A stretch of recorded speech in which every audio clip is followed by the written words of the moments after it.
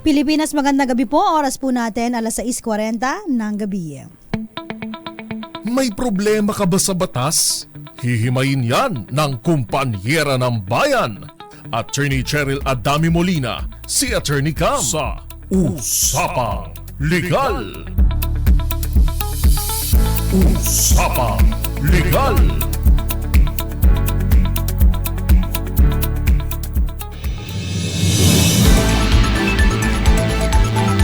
Good evening, Luzon, Visayas, Mindanao. Kamusta na po kayo? Welcome po sa ating programa kung saan tatalakayin po natin ang kaso kapag humingi ng pera kapalit ng hindi pagpapakalat ng malaswang photo at video. Alam niyo po, sabi nila, kasama of course, ako po si Attorney Cam, dito po sa DZRH, una sa Pilipinas, una sa Pilipino. Sabi nila, ang teknolohiya, meron pong advantages, meron din pong disadvantages, di ba? Noong unang panahon, yung mga photos tsaka videos, mahirap po yung kunin, no? Kasi kailangan, naalala ko pa, meron pang Kodak film, no? Kung saan, kailangan ano mo pa to? Yung parang ipa-develop mo pa, no? Bago ka makakuha nung printed na picture. Tapos hindi lang yan, syempre may kamahalan din yun. Tapos yung mga rolyo, yung parang kulay dark, no? Na hindi ko alam, nakalimutan ko na yung tawag doon.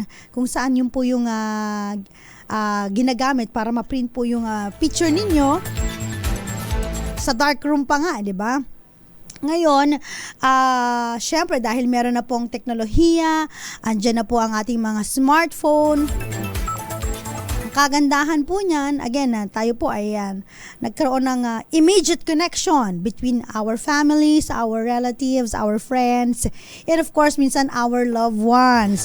O, diba, shout out sa mga tagpo, nakakakuha ng tunay na pag-ibig kahit saang dako man ng mundo. Dahil meron ng mga social medias, meron ng mga, of course, dati letter pa. Pag may pen pal ka pa, di ba? Ang tagal sumagot. 3 to 5 days, 3 to 7 days bago makapunta sa kanya yung sulat. Tapos pagbalik, ganun din katagal. So, ang hirap. Tapos, kung hindi man pen pal, phone pal, no? Tapos yung phone pal, yung telepono natin, yung may mga ring-ring pa na maliliit, no? So, hindi hindi uso nun yung videos and photos, no? Pero ngayon, dahil nga meron na po tayong smartphone, karamihan po sa atin gumagamit ng phone. Ayan, so picture-picture, selfie-selfie. Minsan, nagiging masyado po tayong liberated. Na yung mga pang-pribadong mga picture po natin na dapat ay hindi natin sinishare sa iba. O kaya naman, yung mga videos natin na for your eyes only, kumakalat. At dito nagkakaroon ng problema, no? Yung mga iba po na mga kababayan natin, usually, kapag sila po ay nakakahanap ng mga kachat nila, na foreigners, hindi ko alam kung bakit yung mga foreigners meron silang fetish na gusto nila yung kanilang mga girlfriend o boyfriend, magpadala ng picture, ng nude picture sa kanila. At ito na, syempre sa pagmamahal mo, hindi mo naman naisip na gagawin niya itong pang blackmail sa'yo, dahil nga love na love mo siya, ikaw naman wala sa isip mo, nagpapadala ka ng picture na nakahubad ka, not knowing kapag kayo ay magbe-break, yung mga pinadala mong picture gagamitin niya pala against you. It's either tatakutin ka na ipapakalat yung mga nude photos or videos, o di kaya naman sasabihin sa mga kaibigan mo, ipopost sa social media para masira ang iyong reputation. So doon na nagkakaroon ng problema. Kasama sa pag-uusapan natin, of course, yung tinatawag natin na may batas po kasi tayo na anti-voyeurism. Alam niyo po ba yon, ha? Ano nga ba yung pananagutan, no, ng mga taong kukuha at magpo-post ng mga maselang bahagi ng katawan ng isang tao sa social media? Yan. Pwede bang i-post o ipamigay ang mga litrato na kusang ibinigay sa iyo ng iyong karelasyon, no, 'di ba? Halimbawa, noong una happy-happy pa kayo, sweet-sweetan, tapos sinend yung mga pictures mo, pictures niya na nakahubad, no? Pwede mo ba siyang i-post? O, ex mo naman na siya, post mo na lang doon. Nang walang abiso o walang consent, no, nung may-ari o kaya yung nandoon sa picture. Okay, alam niyo po yung anti-photo and video voyeurism app, no? Of course, pinoprohibit nito, pinagbabawal nito yung pagkuha ng litrato o video sa isang tao o grupo po ng tao, ha, na nakikipagniig, nakikipagtalik, nakikipag-isa, ayan. O kaya po pagkuha sa maselang bahagi ng isang tao kung saan dapat po ito'y pribado. Halimbawa po, ang kapitbahay ninyo, no, ay nakabukas ang window. Ikaw naman ay merong telescope, no? Tapos sa telescope mo, o kaya gumamit ka ng camera, yung mga mamahaling camera na kahit malayo, nazo-zoom in, nazo-zoom out. Pinicturan mo sila o kaya kinunan mo ng video ang kanilang pribadong or private moments, no? Tapos, yung pagkuha pa lang, no, yung act pa lang ng pag-picture, pag-record, no, ng ginagawa nila, ng grupo, grabe yung grupo ng mga tao, no, o isang tao, no, again, yung pagkuha sa kanya maselang bahagi, tapos yung pakikipagtalik, no, ng dalawa o grupo daw, no, grabe yung grupo, pagkuha pa lamang, pasok ka na dito. Pwede ka na makasuhan ng anti-photo and video voyeurism act. Voyeurism, parang naninilip ka niyan, di ba? So, bawal po yan.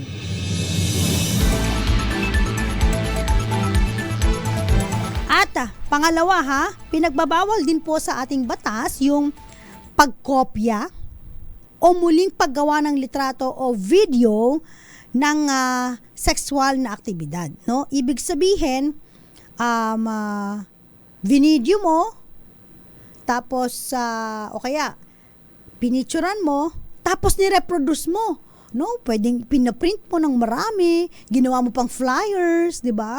O kaya naman, no, kumuha ka ng, parang dinuplicate mo pa, no? Dami mong kopya nito.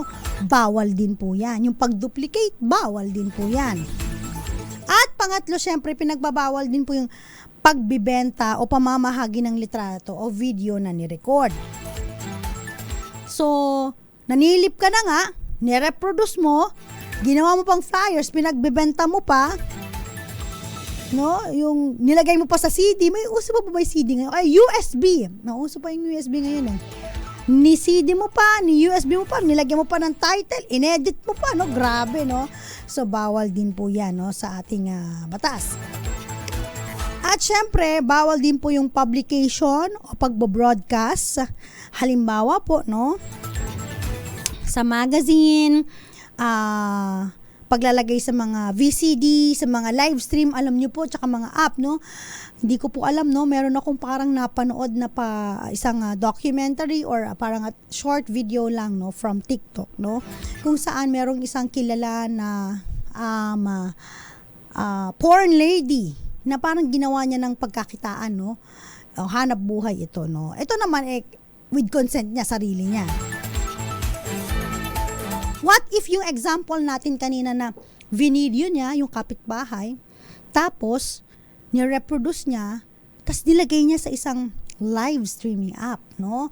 O kaya naman, no, halimbawa, merong cellphone pinagawa sa kanya, no, nasira, tas doon sa cellphone merong mga files na mga private videos and photos. So ang ginawa niya, din-download niya, ni-reproduce niya yung mga secret videos doon sa sirang cellphone, tapos in-upload niya doon sa may mga porn sites, no? So bawal po 'yan. Alam nyo, yung napanood ko na parang video na yon, parang documentary, parang sabi niya, no, parang yun ay naging hanap buhay niya, no. Siya ay sikat na porn actress rather.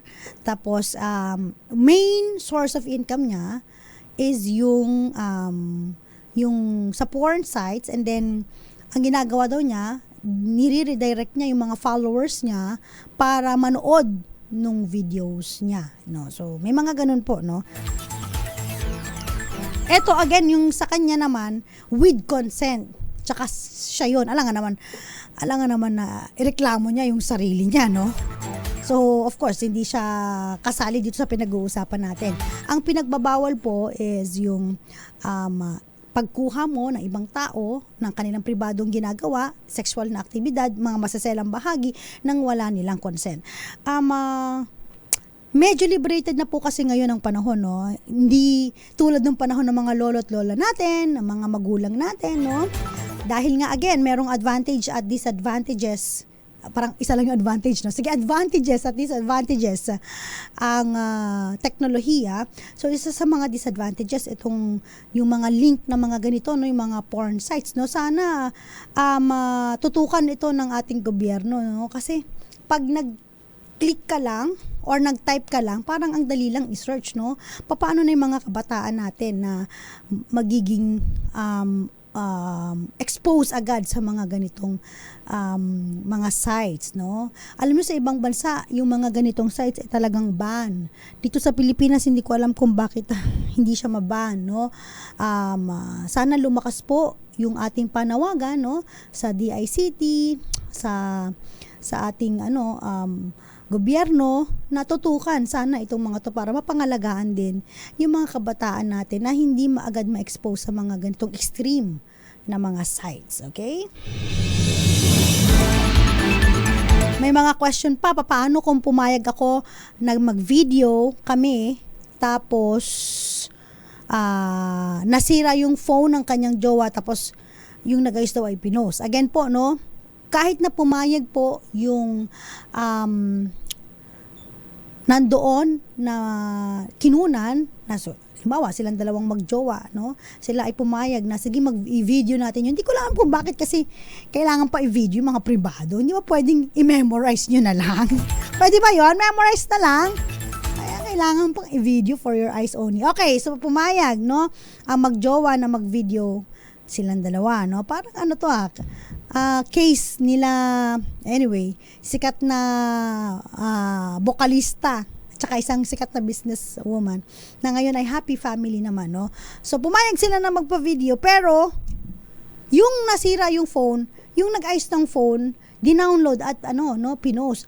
Again, yung pag-post po doon, without consent pa din po yun. So, liable pa rin po yung nag-post, no? Without consent. In fact, no, kahit na kung halimbawa, iba po kasi yung, kunyari, sa film industry, no, pumayag siya na mag-video ng sexual na aktibidad, no? And then, pero hindi siya pumayag na i-publish. Pumayag lang siya na, sige, videohan nyo ako, pero hindi siya pumayag na i-publish. Once na pinablish mo yan, may liability ka dyan. So, kailangan may consent pa rin. Iba yung consent na pagpayag na siya ay kinunan ng sexual act. Iba rin po ang consent ng pagpayag na i-publish yung naturang material. So, magkaiba po yun. Okay? Again po, yung penalties po sa ating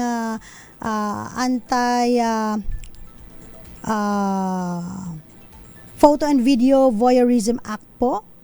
Ayan again may kulong po ito, and of course meron din pong fine na not less than 100,000 pesos to 500,000 pesos.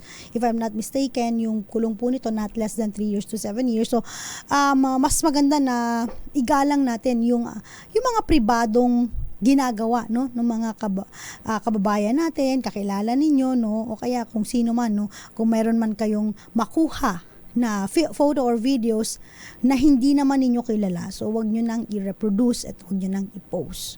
Okay?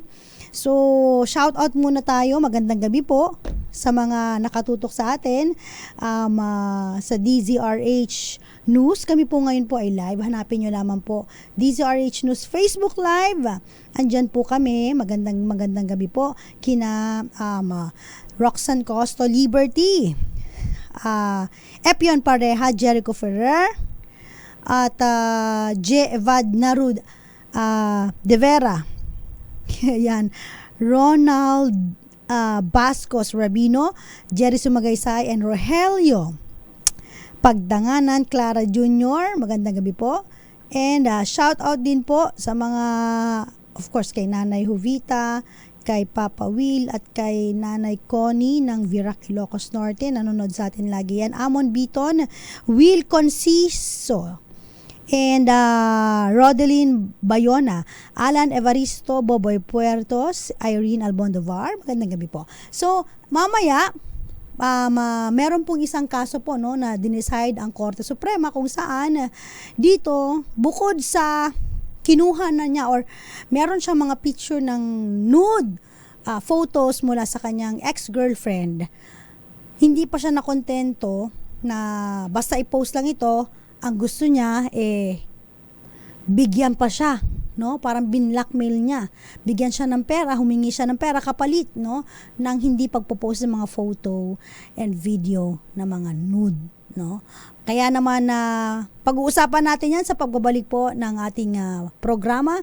Diyan lamang po kayo, ilan po munang mga importanteng paalala. Nagbabalik po ang programang DZRH Usapang Legal. Kasama po si Attorney Cam. Pinag-uusapan pa rin po natin, may kinalaman po no, dun sa mga nude photos and videos. Ito naman po ay paalala lamang, no, lalong-lalo na sa mga kababayan natin na mahilig na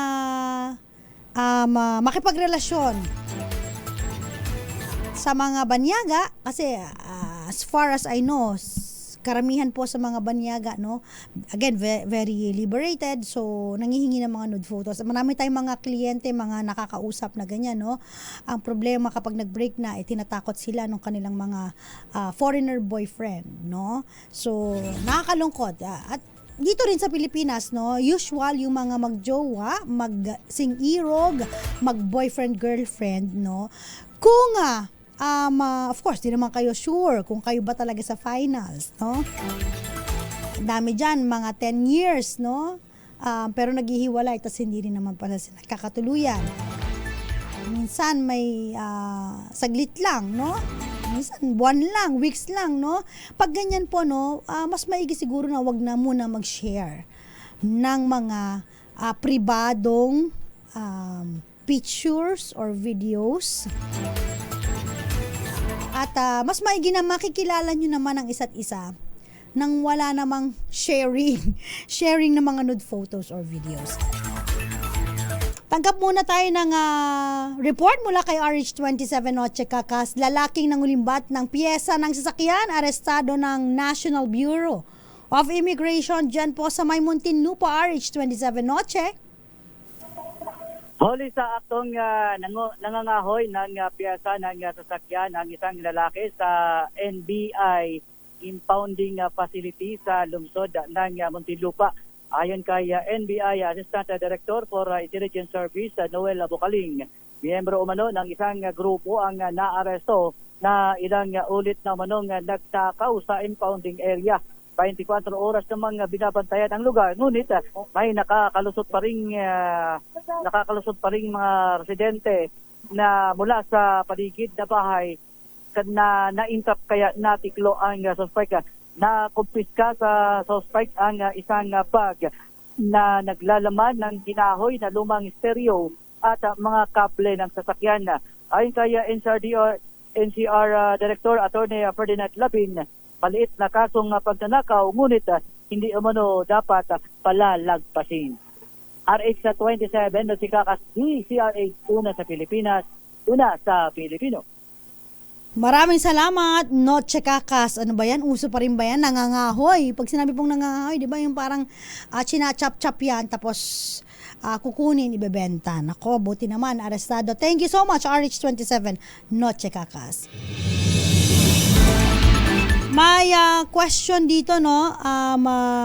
Ano po ba ang pag pinag-uusapan po yung private parts, ano po ba ang napapaloob, no, sa pribadong bahagi ng katawan? Syempre, pag pribadong bahagi ng katawan, ito yung kinukubli, no, itinatago, katulad na lamang po ng yung sa puwitan, ayan, no, malagong talahib, genital organs, basta po yung nakapanloob, no, hinaharap. May question po dito, no, papaano po kung yung male breast ng kalalakihan, ito po ba ay covered sa maselang bahagi? Okay.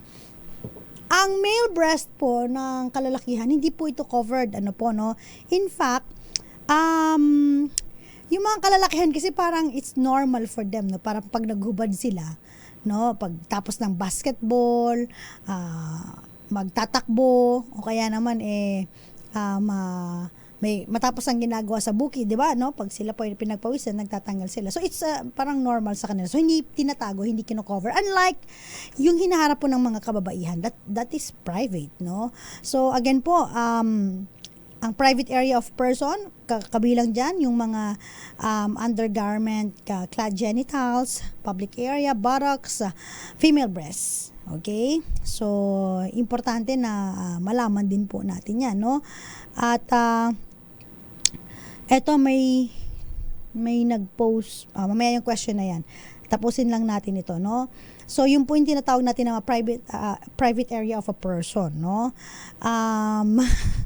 Kailangan din, no, merong reasonable expectation of privacy, no? Paano ba masasabi na may expectation na private ito? Of course, no, naniniwala ang tao na pwede siyang magpalit ng damit na walang iniisip na may magpipicture sa kanya. Katulad na halimbawa, pagpapasok ka ng CR, di ba, no? So, importante, pagpapasok mo siya, alam mo, walang magpipicture sa'yo. Alam mo na walang video camera dyan, no? Bawal na bawal po, no, sa mga kumpanya na maglalagay ng mga video camera, no, sa mga CR, no? So, pag pumasok ka dyan, ang expectation, privado yan, no? Lalo kapag mga sa babae, no? At kapag yung isang tao ay naniniwala lang ang lugar na hindi nakikita ng iba, whether public or private, so merong reasonable expectancy na ito ay pribado. Okay? So, paano naman daw po, no? Kung halimbawa, sa company Facebook po, may nag-post ng picture ko na naka-undergarment po ako ng walang pahintulot. Pero nabura din po kinabukasan. Na-screenshot ko po, nabasa ng mga dati kong kaopisina, nabasa din po ng mga iba kong kakilala. Nakaaway ko po kasi yung anak ng boss ko. Dati ko po itong pinagtatrabahuan. Okay, pag ganito po, no, na-post sa company Facebook. Okay? Again po, no, meron pong juridical person ang ating mga company, ating mga corporation, no? Kung sino man po ang magva-violate ng ating batas na Anti-Photo and Video Voyeurism Act, no? Yung mga board of directors, no? Sila po ay maaaring maging liable dito, including po, of course, no? Doon sa mga, kahit sa mga halimbawa po, no, na post sa well-known organization, news organization, halimbawa po, no. So, mga editor, magiging liable po yan, yung nag-report, no, o kaya yung nag-publish nung article, so kasama po yan, no, na maaaring maging liable for this Anti-Photo and Video Voyeurism Act. So, importante po, again, tandaan po ninyo na once, no, na ang isang tao, no, ay merong ginagawa na pribado, hindi po tayo dapat kumukuha ng basta-basta, nagvi-video ng basta-basta ng walang pahintulot nila. So, importante yan, ha. Again, picture lang po ng maselang bahagi, pasok ka na dito. Okay.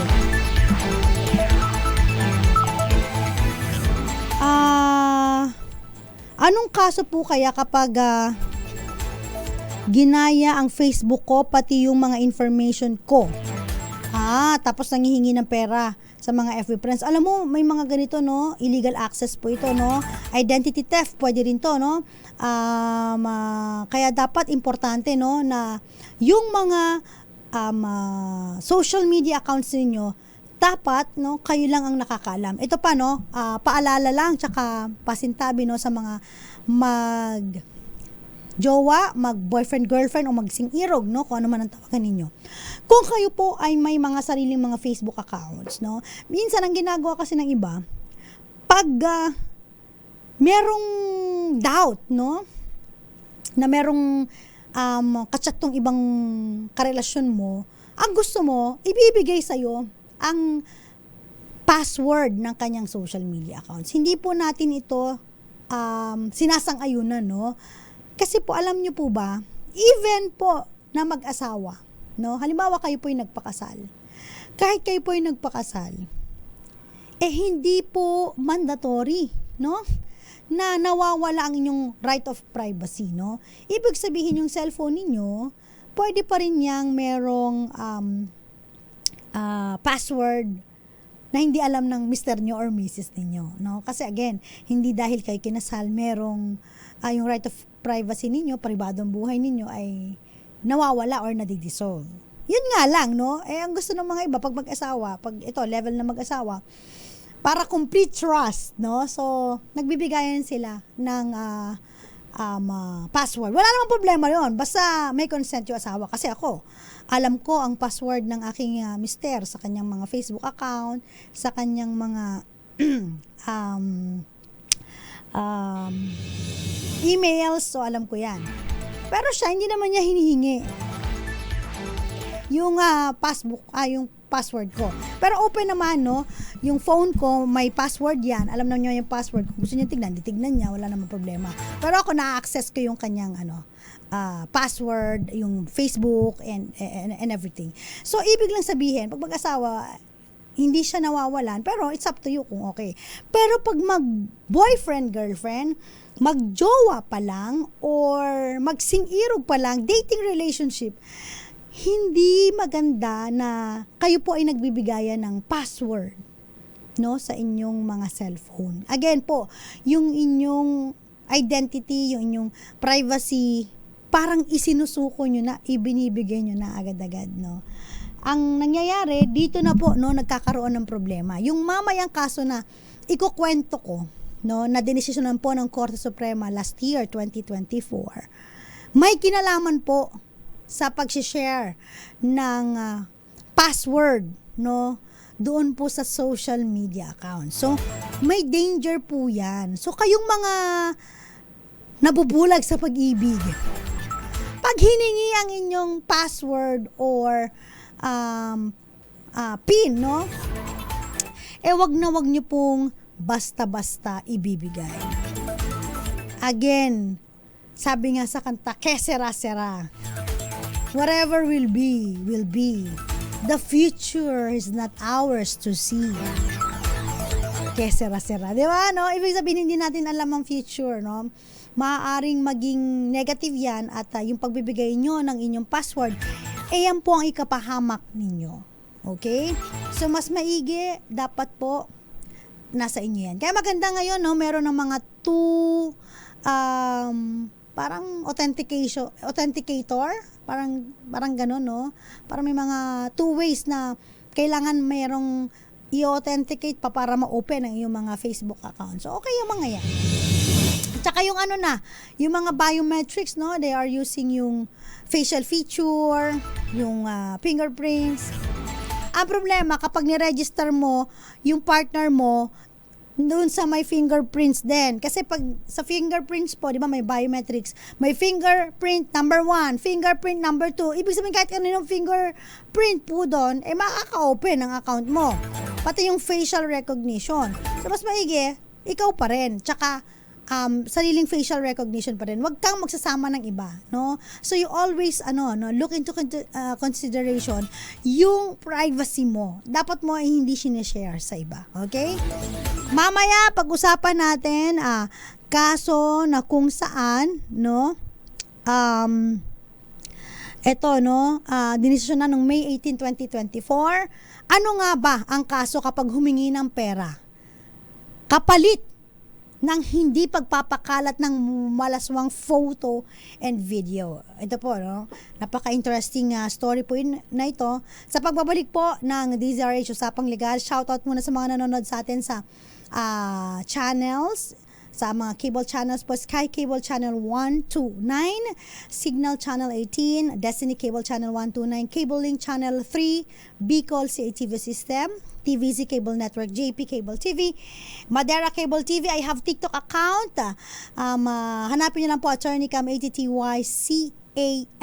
So tayo po ay nagbibigay ng mga libreng legal information kapag may mga nagtatanong sa atin, pero limited lamang po, no, doon po sa question, no. Mas maigi na kayo po ay kumonsulta pa rin sa pinakamalapit na abogado sa inyong lugar, dahil pag meron pong mga different factors, circumstances sa pumasok doon sa inyong kwento, nagbabago po, no, yung batas na maaaring mag-apply sa inyong case. Okay?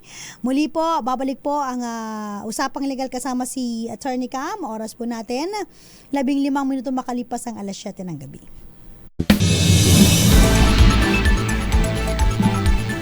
Recap lang tayo sa mga kabubukas pa lang po ng kanilang mga radyo, ng kanilang mga Facebook, ayan, ng kanilang mga cable channels. Again po, kung kayo po ay makakasuhan ng Anti-Video and Photo Voyeurism Act of course, ito po yung pagkuha ng litrato sa isang tao o grupo ng mga tao na nakipagtalik o nakikipagniig o kaya na mapapagkuha ng maselang bahagi at pagkopya o muling paggawa ng mga litrato o video ng sexual na aktibidad, pagbebenta, pamamahagi ng litrato, tsaka yung publication na tinatawag natin o yung pagbo-broadcast, no, distribution, selling of such photo or video recording. Meron po itong kaukulan na multa po na nagkakahalagang 100,000 to 500,000 at ang pagkakakulong po kung nagkakamali 3 to 7 years. So mas maigi na wag basta kumuha, no, wag maging vlogger bigla-bigla, no, lalo kapag mga ganitong activities ang inyong biglaang nakita, alam niyo naman po, no, tapos pagkakitaan niyo pa, wag na wag. So ito po, no, yung isang kaso po na nakarating sa Korte Suprema, dinisyonan po ito May 18, 2024, kung saan isa pong akusado ang kinasuhan, no, dahil siya po ay nagdedemand, humihingi ng pera sa kanyang ex-girlfriend kapalit ng kapalit ng hindi pagpapakalat ng mga picture niya na nakahubad, no, sa Facebook, no. Hindi lang papakalat, i-delete pa. So ito po ay nagsimula nung si Tria, tawagin natin Tria po, no? Si Tria, yung lalaki po, no? Siya po ay nakipagrelasyon kay Miss A. Bakit Miss A na lang po, no? At itong si Tria, masyado po siyang seloso, no? Sa mga relasyon talaga ganyan, mga jealous type, no? Yung iba natutuwa na, oy, seloso, ibig sabihin mahal ako. Sometimes, no, hindi natin sure kung tuwa ba siya o nakakaburaot na, no? So, para ma-appease itong si Tria dahil nga napakaseloso, etong si Miss A, no, binigay niya ang kanyang password sa Facebook. Eto na nga yung sinasabi natin, no, magjowa, magsing-irog, mag-boyfriend, girlfriend pa lamang, pero binigay na yung kanyang password sa Facebook. Okay? Tapos, tinakot na si Tria, no, na i-upload ang kanilang mga sex videos and photos online. Ibig sabihin nung sila po ay mag-jowa, no, so sila po ay nag-engage into sexual activities at video nila ito. So may mga pictures sila na nakahubad, no, at may mga video sila, video scandal. So ang ginawa po ni AA, so hindi na siya happy sa kanyang relasyon, so siya po ay nakipag-break sa napakaselosong si Tria. So ang ginawa niya, no, kinuha niya yung baril niya, tapos ipinakita niya yung mga sex videos nila at some of her nude pictures. So, sabi ni Tria, i-delete ko yung mga files, no? Pero, bayaran mo ko ng 55,000 pesos. Okay? So, sabi ni Tria, wala akong perang ganon, no? Nag-refuse siya. So, hindi siya nagbayad. So, ang ginawa ni Tria, hinak niya yung Facebook page kasi nga, alam niya yung password, no? Ang ginawa niya, change niya yung username and password, no? Kapag kayo po ay nagpe-Facebook, di ba? Pwede mong i-change ang yung password at saka yung username ninyo. So, ang ginawa ni Tria, change niya, binago niya para hindi na ma-access ni Miss A ang kanyang sariling Facebook account. Eh, di ba pag Facebook, andun yung mga friends mo, family, relatives, yung mga nakakakilala sa'yo, okay? Matapos ang ilang araw, itong si Miss A, may kapatid ito, nakita niya doon sa post ng kanyang kapatid na siya ay naka half naked. So, bigla na lang nag-appear sa kanyang feed na yung kapatid niya, nag-post sa sarili niyang page na hubot-hubad pero kalahati ng katawan. At meron pang yung photos na yon ay parang isang screenshot dun sa kanilang sex video. So, yun, bigla na lang nag-upload dun sa kanyang Facebook, sarili niyang Facebook, ina-upload yung sarili niyang katawan.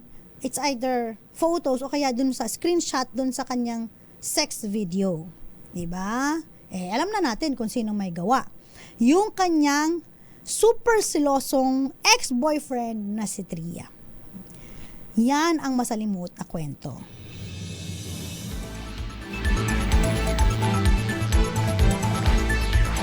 So, ang nangyari, dahil nga nakikita nga nila na nagpo-post na yung sarili niyang Facebook, tapos sinisira ang kanyang reputasyon, hinihiya siya sa kanyang mga pamilya, kaibigan at kakilala, at di niya na nga ma-access, nahack na, So, itong si Tria, ang kanyang ex-boyfriend, ay nag-demand ng muli. Hindi niya talaga tinigilan. 55,000 pesos in exchange for deleting the photos. Para delete daw niya yung mga photos dun sa mga Facebook niya.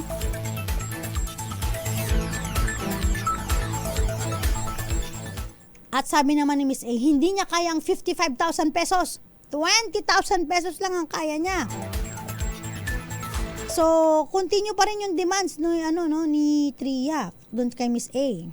So, ang ginawa ni Miss A, ni-report niya po ito sa CIDG Anti-Cybercrime Group. Ito po yung Criminal Investigation and Detection Group, Anti-Cybercrime Group, At nagkaroon po ng entrapment operation kung saan inaresto po si Tria matapos niyang matanggap yung money, yung pera kay AAA. Ayan. So, siya po ay kinasuhan ng robbery and online libel. Okay?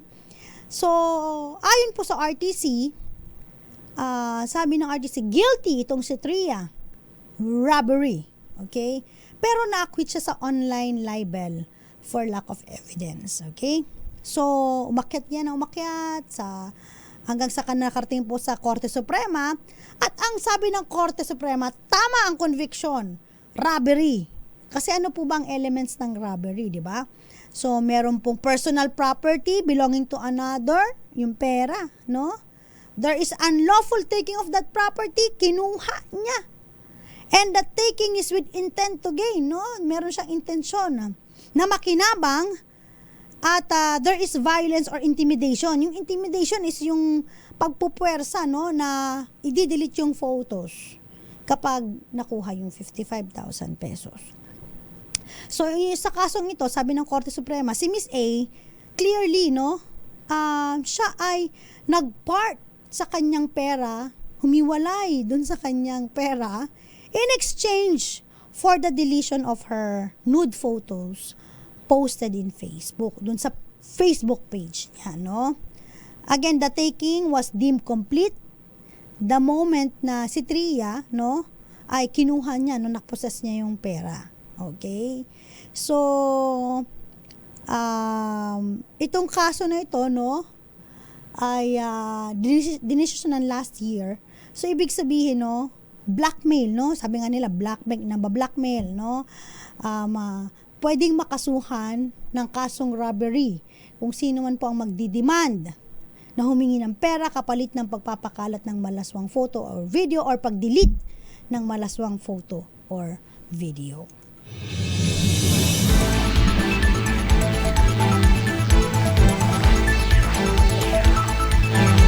At dahil po ang krimen ay nakomit with the use of communication technologies, ayan, mas tumaas po ng 1 degree higher ang kanyang penalty.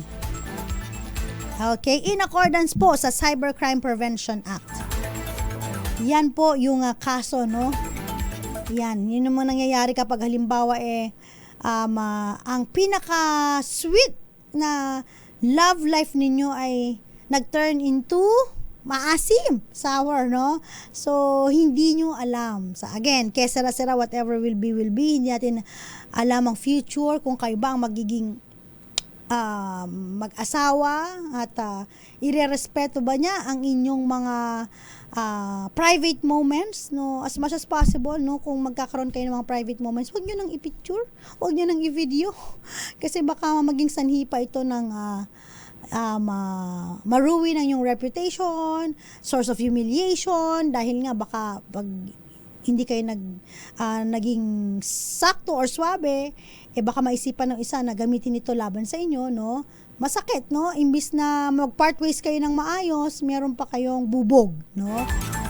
So again, as much as possible, mga girls and boys, no, wag na magsisave ng mga private moments. Okay?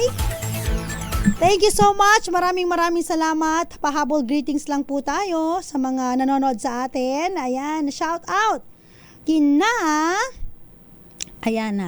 kay Tita Erlinda Agloco, magandang gabi. Diyan sa may Ilocos Norte. Gael Enriquez, wag kasi magpa-video kahit na may asawa niyo pa. Tomo, nga naman. Jericho Ferrer, sige, nood ka lang dyan. Ferrer, Tristan, Wyatt Gulay, magandang gabi. Ria Soto, good evening din po. At sa lahat po ng mga nakatutok, thank you so much. Tuwing Monday, Wednesday, and Friday po si Attorney Cam. Tuesday and Thursday naman po si Attorney Rina Seco. Kaya naman po huwag kayong maglilipat dahil mamaya usapang kalusugan naman po ang tatalakayin after ng usapang legal. Para po sa inyo yan. Siyempre, additional information sa mga kababayan natin. Ayan. Public service po, no? Hatid sa atin ng DZRH. Una sa Pilipinas, una sa Pilipino. Muli po ako po si Attorney Cam. Magandang gabi po sa inyong lahat. Ang oras na yan.